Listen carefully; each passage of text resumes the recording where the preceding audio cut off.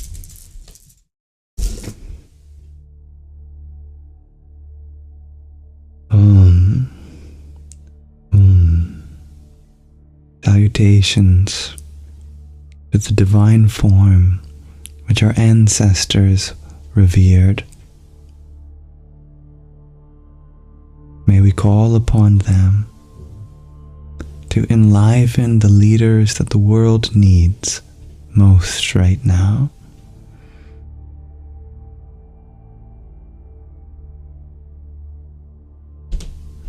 And may all those who need to hear this feel the reverberation in our chanting across the world, in their hearts, as if they are with us right now. Namaste.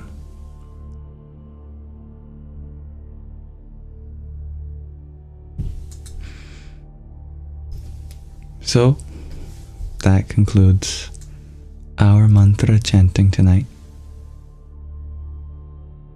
I hope you enjoyed the process of creating that mantra live, as I did.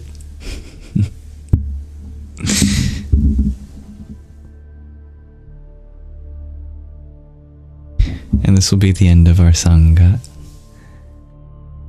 Thank you to those who sent a gift while we were chanting. And dear Hybrid Jen, thank you for your half a dozen roses, love painting, and septet of team cheers. Om Namah Para Shakti Shaktaye.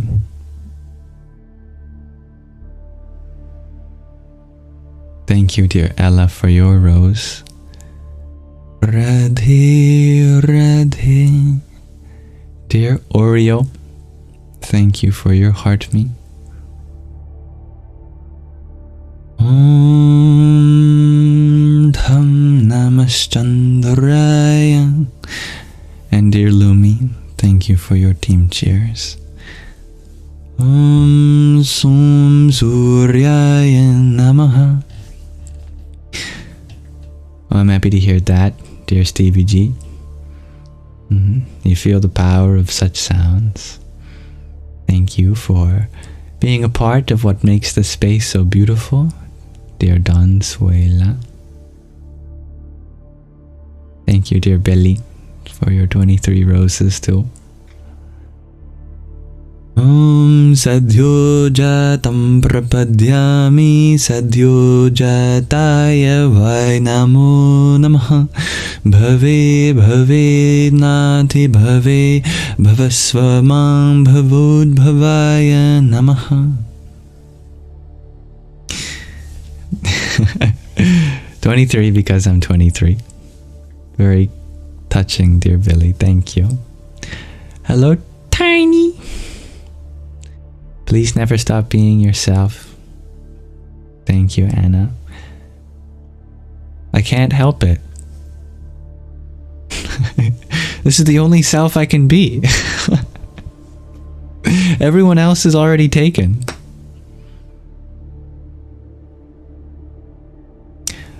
Well, may you have a wonderful sleep, dear Stevie G.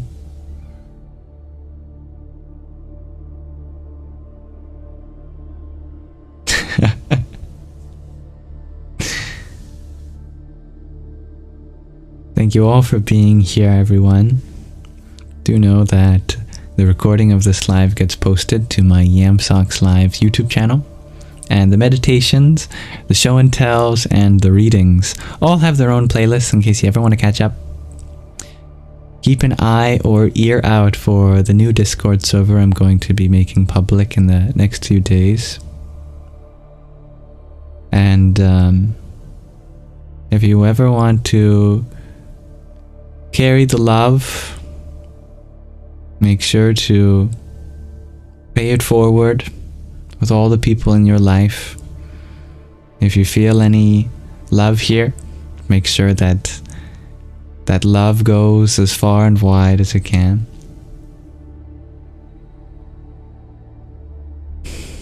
And thank you Hojo, for your trio of tiny tinies. Yahoo! We have 55,500 likes, shares Billy today. That's a lot of taps on the screen. Thank you. Never expected, but deeply appreciated. There will be a time when I am here and you are not, or vice versa. In this body, this mind, let us create a legacy of love that we may continue to live as and through for eternity. Happy birthday, dear Anna. Thank you to my lovely moderators for keeping the peace. And if you do feel like you'd be up to moderating the Discord server too, since you're already so good at it here, but never necessary nor expected, since it's all voluntary, do reach out, let me know that you're interested. And if there's any way in which I could make this space more inclusive next time, please let me know, as I'd be delighted to work on myself so that I can be a better host for you. Until next time, may you all have a wonderful rest of your present moment. Namaste.